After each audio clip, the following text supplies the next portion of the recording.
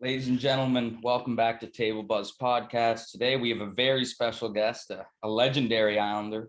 Please welcome Dave Cameron. Dave, how are you doing today? Good, gentlemen. Glad to be with you. Good. Yeah, we're happy to have you. This is a huge guest for us. We were really happy when we got your number. So we actually, to start off the podcast, we have some connections to you from way back in the day. I was actually your caddy for the Maritimer for Kids NHL tournament in Crowbush one year. And your son used to coach us, actually, Ben. We were both on a spring hockey team, and Ben Cameron was our head coach. Okay, that's good. Ben's in Calgary now. He's a doctor in Calgary, sports doctor. Yeah. Yeah, we heard he was in the med school. Good to see that things worked out for him. Exactly. He was a pretty good coach, but hopefully a better doctor. Yeah. You must have been a good caddy because I'm a terrible golfer. I had a good day. That's all I was asking for. Good. So we may as well kick off. I mean, you played in the NHL. You were on the Colorado Rockies whenever they were a team back in the day. What was it like being an NHL player coming from Kinkora, Prince Edward Island? Well, you know, it's funny because that was back in the early 80s. And now when I tell people I play for the Colorado Rockies, they think I'm a baseball player. So to play in the National Hockey League obviously was a dream of mine, growing up. But growing up in a small community, Kinkora, playing my minor hockey at a arena in Croppo. The highlight for me at that time, or the goal for me at that time, was if I could ever make the high school team in Kinkora, because high school hockey was huge. Every small community, all the small communities, Morel, Surrey, Montague, all had teams. So that was the goal of mine. And so to play in a high school team was real good. And then I was very fortunate in that I had a real good coach there in Everett Stewart.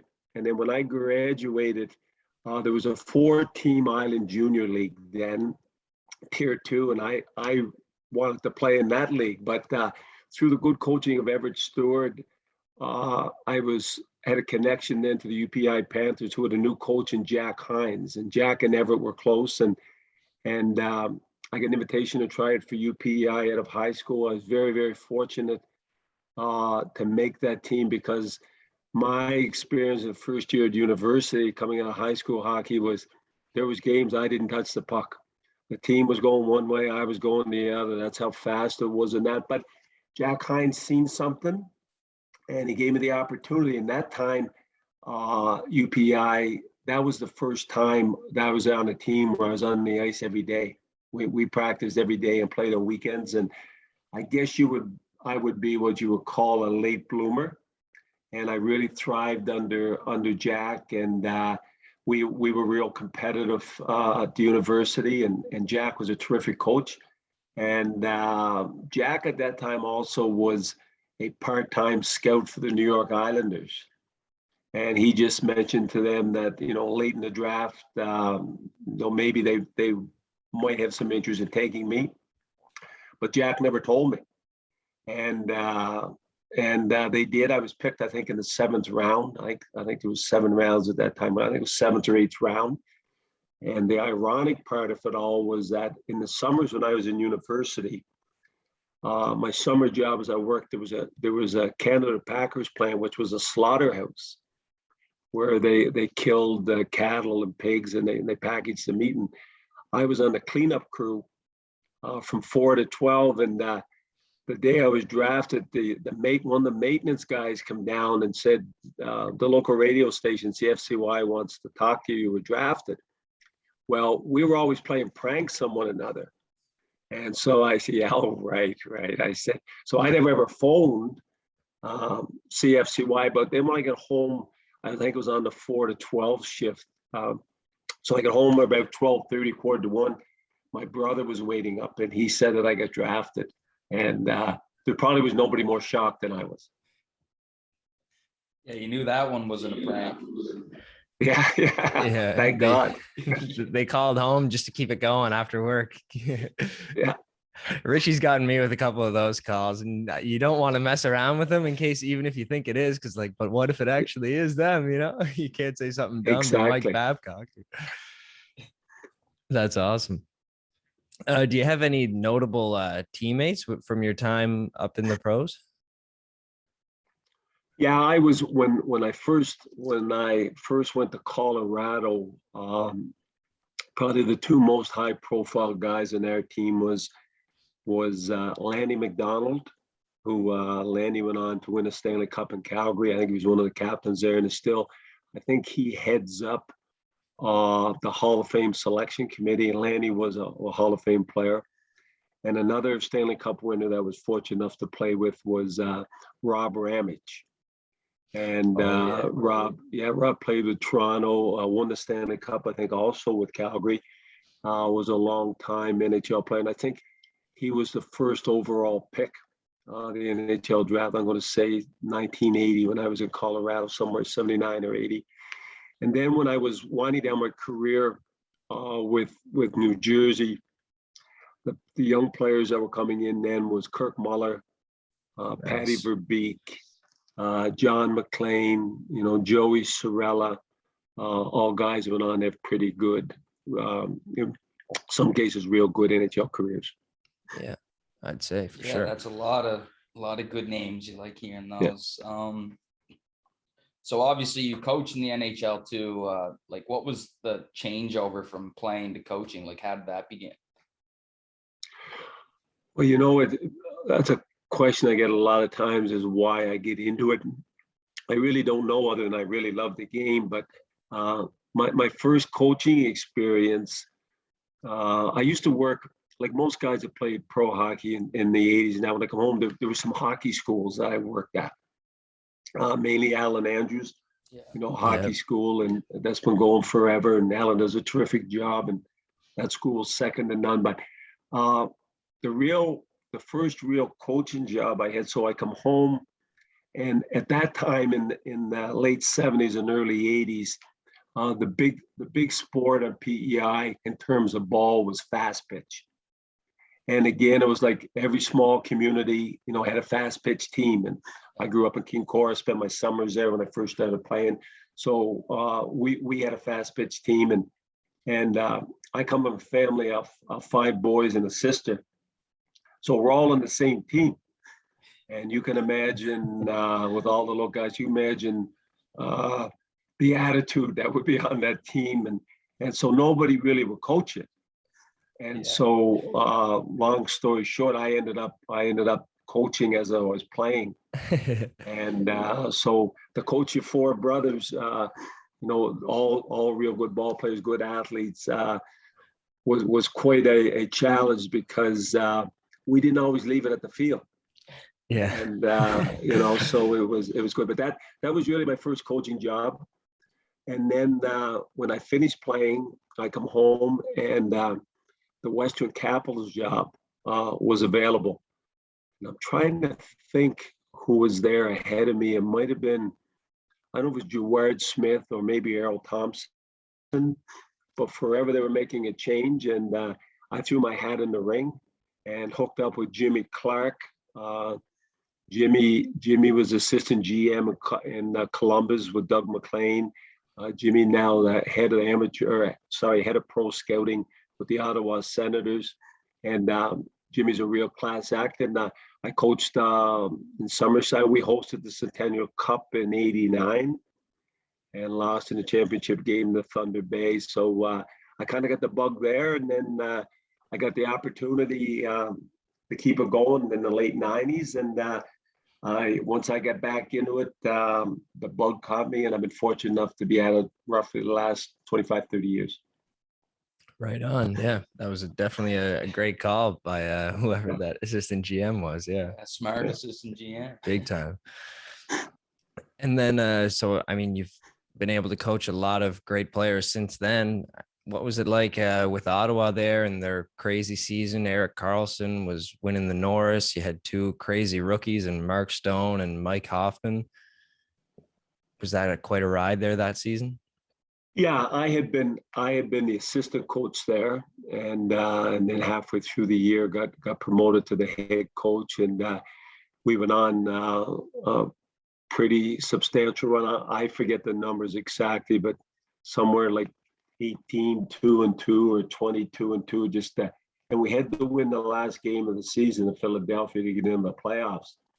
But the ironic part of it is that after we get in and I got going, both my goaltenders got hurt. Craig Anderson, who's still in Buffalo, playing in Buffalo, Robin Leonard, who's in Las Vegas. Well, Craig got hurt first. I forget the injury. I want to say shoulder, and then Robin got hurt on a goal crease crash where a couple of players slid into him, and so we ended up having to bring up the famous Hamburglar. Yeah, and so he came in first as a backup because Robin took over number one when Andy got hurt, and then and he hadn't actually been playing real well in Binghamton, the American League, but he had a couple of weeks of real good practice in there, goalie coach Rick Wamsey, and when he got thrown in, it's just one of those rare things in hockey that we caught lightning in a bottle. But a big part of that was that through the 2 weeks where he was a backup to Robin Leonard, he stayed on the ice countless hours, and players shot the puck at him. So when he got a chance to come in, players were really excited for him because they'd seen all the work that he was putting in and what a good teammate he was, and basically realizing this was his opportunity too, right?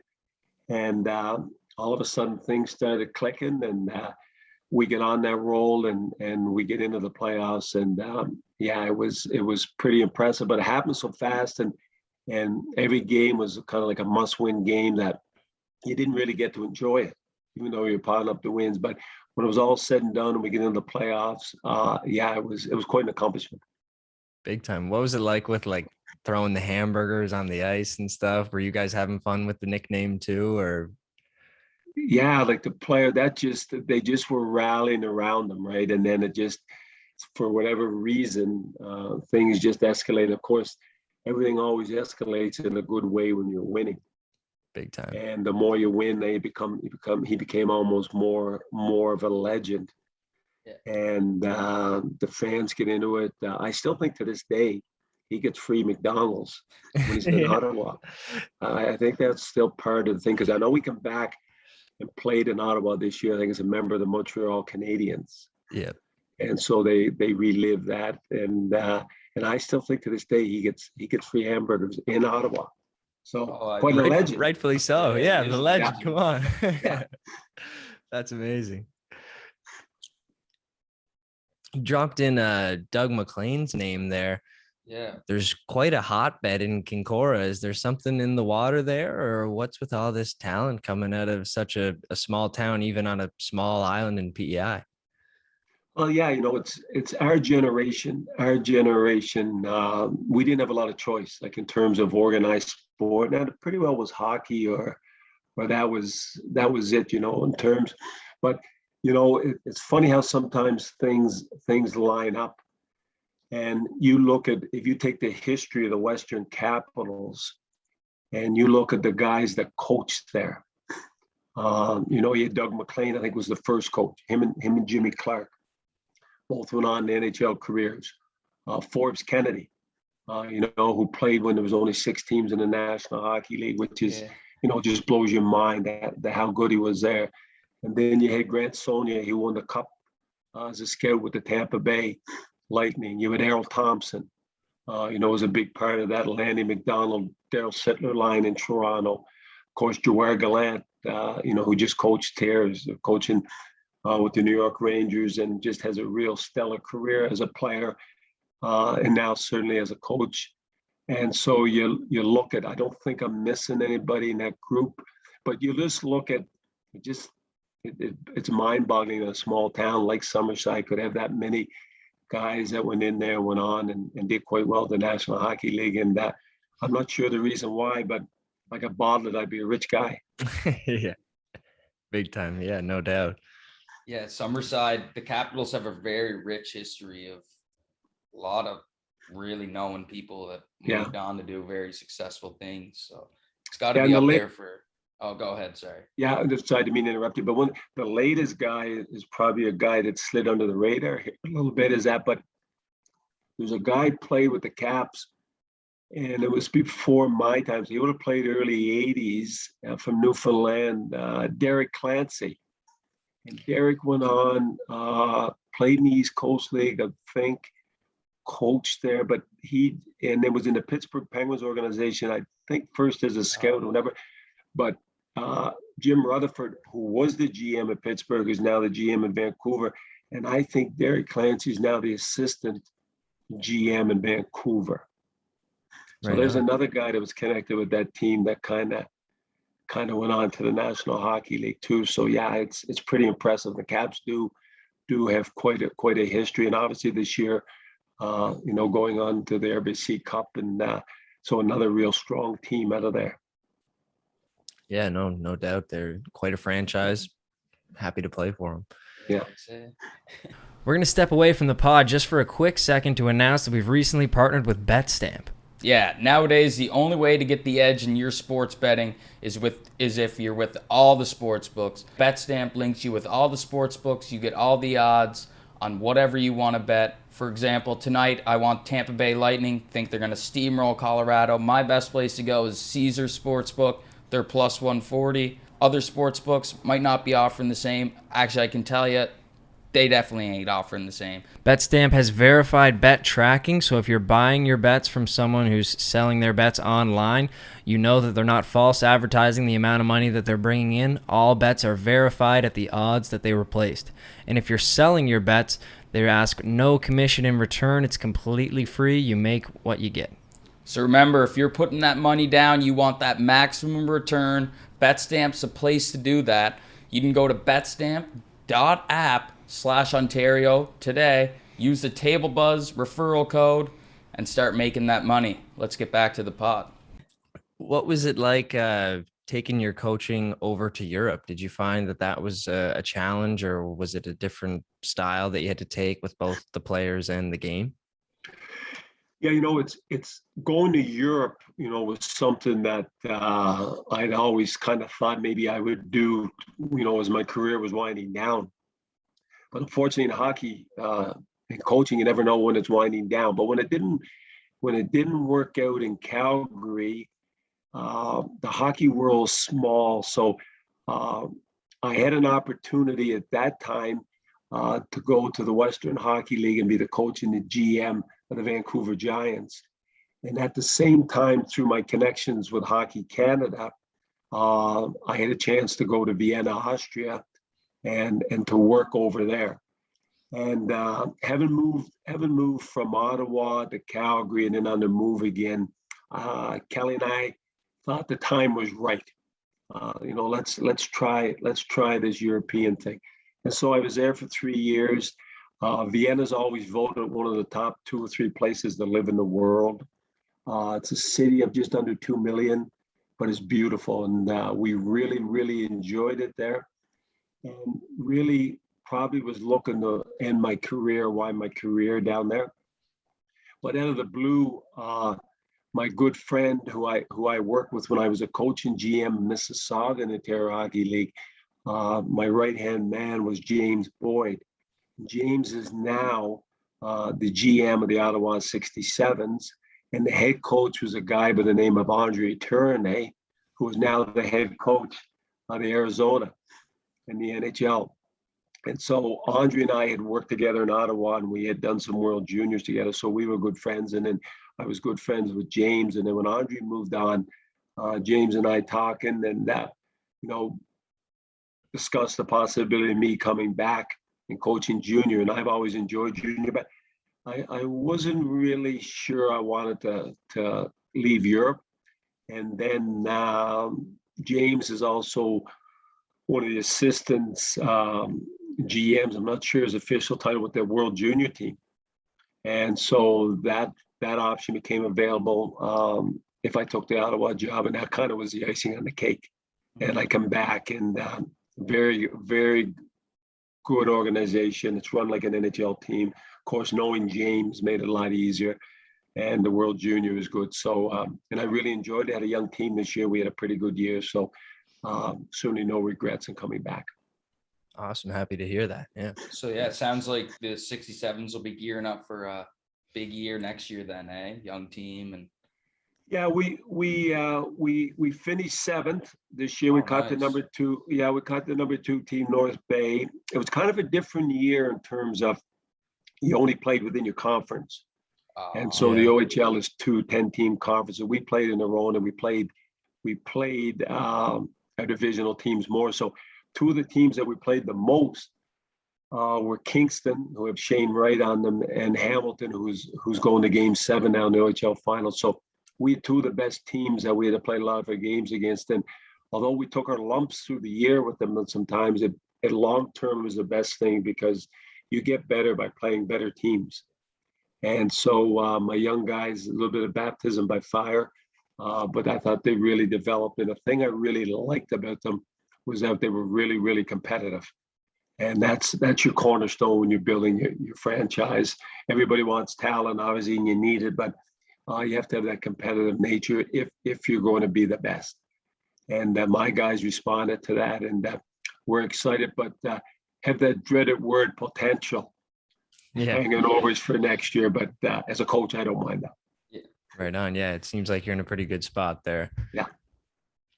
Hopefully they laid out the blueprint for how to be, one of those top teams in the league. You get a front row seat to it all year, and then next year you can take up where they left off.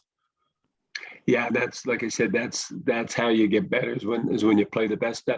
Because if your team's mediocre and you only play other teams that are mediocre, then your players are always comparing themselves to mediocrity. Yeah. So when you go head to head with the best team, so for example, Kingston and Shane Wright is going to be the first overall pick, or certainly one of the top 3. Yeah. And then Hamilton traded for a guy by the name of Mason McTavish, who the only reason he wasn't in the NHL this year just had to do with contracts and the salary cap. And they have this other big defenseman that's a prospect of Montreal, Jack guy, who's going to be certainly in the American Hockey League. So they went toe to toe with those guys. I think we played Hamilton, I think 10 times, in Kingston 12. And so and so it was when we got a little bit maybe cocky, we just remind them that if you want to really see a bit of fire, you're going to go compare yourself to those 2 guys or those 3 guys. And it was great. My kids took the challenge and they did really well. Right on. Yeah, that's sweet. You mentioned there the name from World Juniors, Mason McTavish. Obviously, he's dominant. He had a really good tournament there, or the start of the tournament was. Yeah. Until it got canceled. But is there any names in that World Junior team that kind of remind you of players that you've coached before?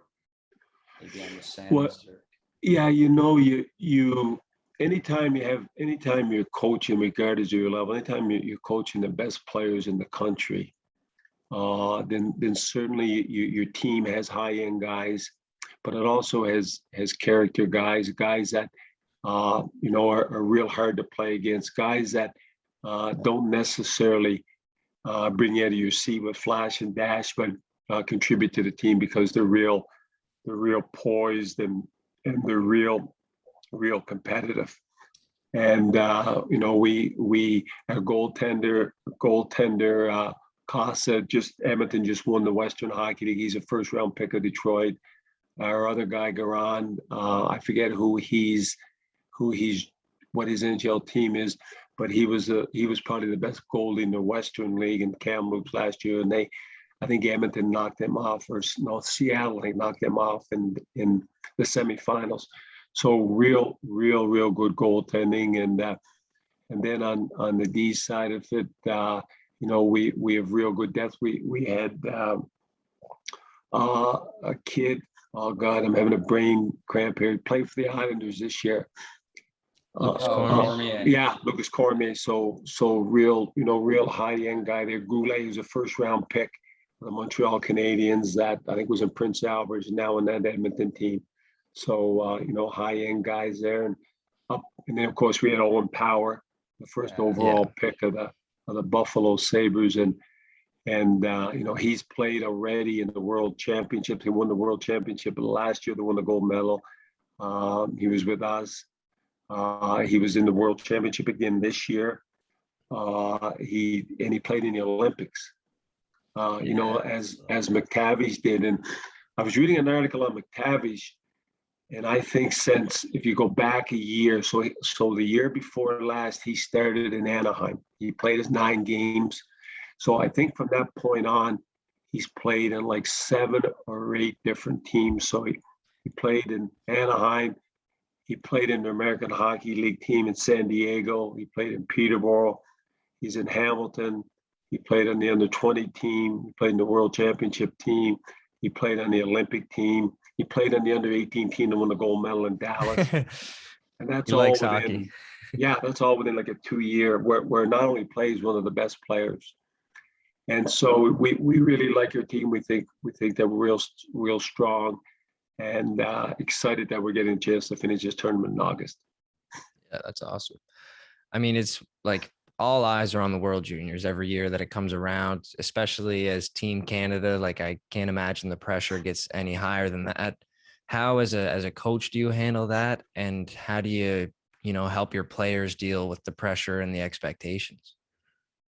Well, it's funny because this will be my 4th World Junior, and I'm very fortunate. My first one in Ottawa to work with Pat Quinn, and we're able to win a gold medal there. And so at that time, you're probably just like the first year players. You're caught up on all the hype and all the pressure off it, and you work your way through it. But this being my 4th now, I feel quite comfortable. With the pressure that goes with it. I think that's one of the big advantages, obviously, that experience has in going through it. And today's players are they're because Hockey Canada does such a great job with the under-17s, the under-18s. These guys are high-end juniors, so they played in championships. They're actually pretty good at handling the pressure. And although it's ramped up another notch because it's the World Juniors, most of them are have that layer of skin where they've been exposed to pressure games before, and that helps them. And certainly as coaches, experience and things like that helps them, because at the end of the day, once the puck is dropped, they get a shift or 2 in. Most of them settle in pretty good. Right on. I suppose, I mean, if they're all trying to be or are already professionals, then they've been exposed to a little bit of that already. Yeah, these kids today, the exposure they've had in hockey, like with the starts, I think under 14, under 15, and these guys are on that program pretty well all the way up. So yeah, they're always used to, first of all, having to make the team, and then of course going against good international competition after that. So what's it like? We've seen these young kids at the World Juniors like Trevor Zegras and Connor Bedard. They're not playing the way that people have always been playing hockey. Like, do you ever just shake your head at like what you're watching and like, why is this kid ripping from the bottom of the circle at the boards, but then you watch it go short side and you're like, okay, I guess keep doing it then? Yeah, it's one of the things about being experienced, and like I said, it's been 20. I think I've been at this in terms of making my living at it since 95. So we're looking at roughly 27 years of it. And so one of my strengths in that 27 years is obviously you have to adapt. You have to change. And coming up in the 80s, 70s and 80s, probably the best term to describe that era is old school. There was brawls, there was running goalies, there was violence in the game, but the game has changed now. Fighting's almost extinct.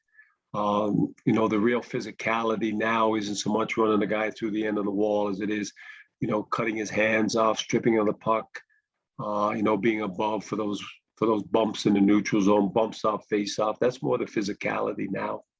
And to see the skill level of these players as they developed, it's astonishing what they can do. And for me to get my eyes, I mean, I'm very fortunate over the years with my connections with Hockey Canada and doing the under 18 and the World Juniors. The under 18 one year, I had Sidney Crosby, and at the World Championships, I had Connor McDavid, and now I got Connor Bedard at the World Juniors. And and his potential now. Somebody pointed out at the World Junior Camp in December, and our team is that really had the potential on that team is to have 3 consecutive number one overall NHL picks. Well, Power already is.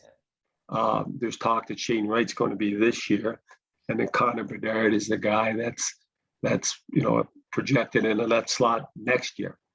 So that just gives you an idea of the talent and stuff like that. But it's like I tell him, like I told Connor Bedard when I had him at Christmas time. I said, "Listen, Connor," I said, "when you have the puck on your stick, you don't need me.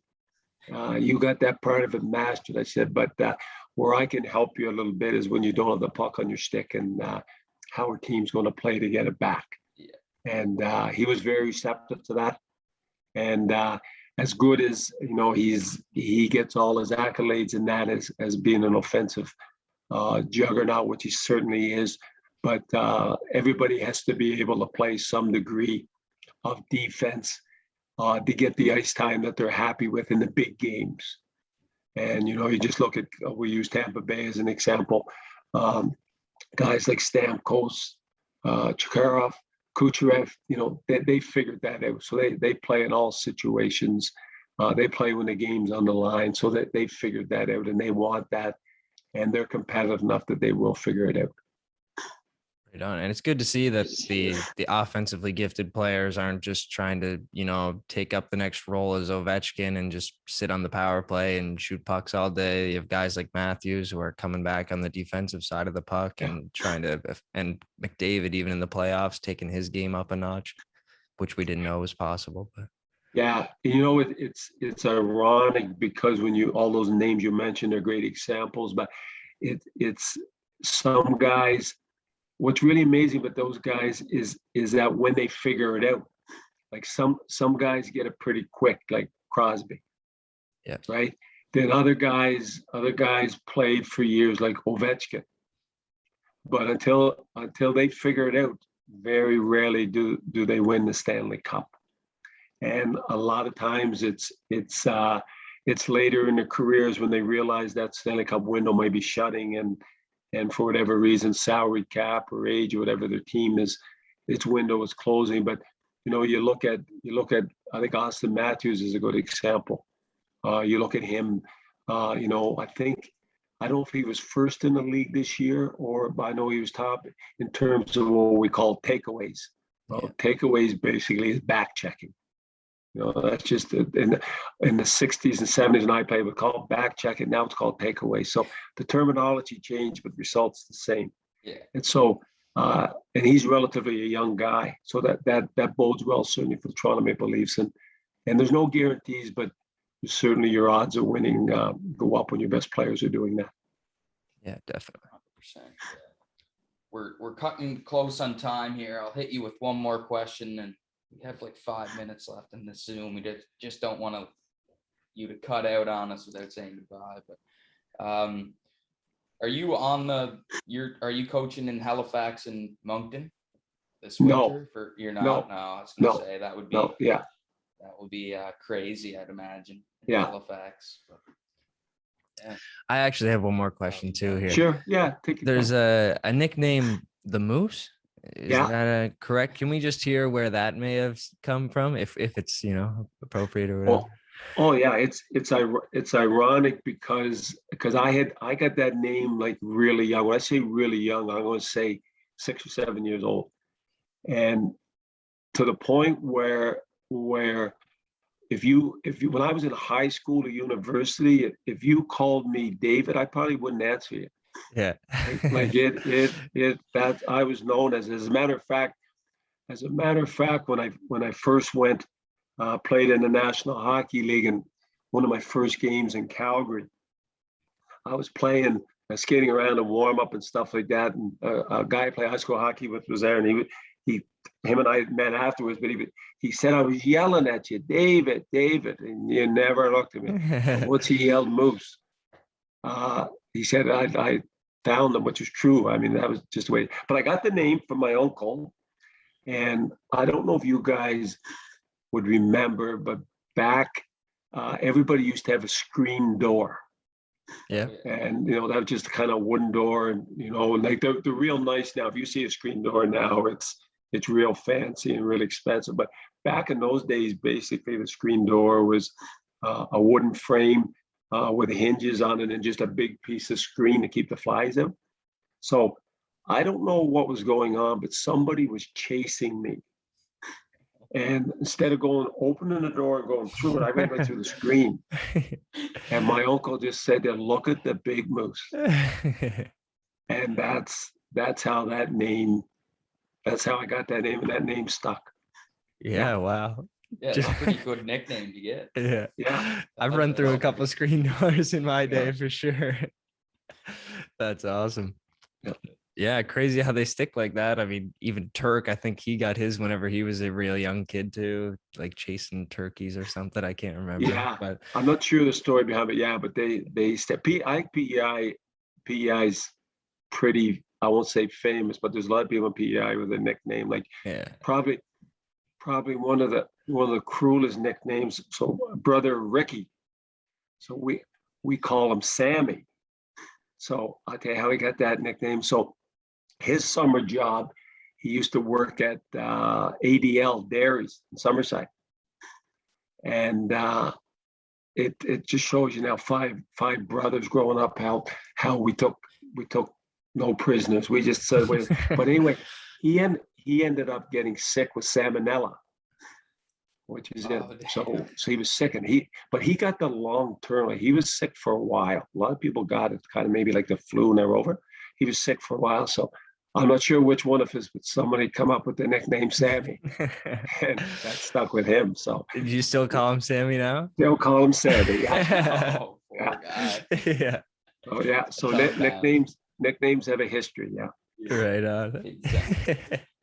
No Rocky egg yolk milkshakes for that guy. Yeah, exactly. Yeah, that's hilarious. Well, I mean, it's been awesome having you on. We appreciate you taking your time here.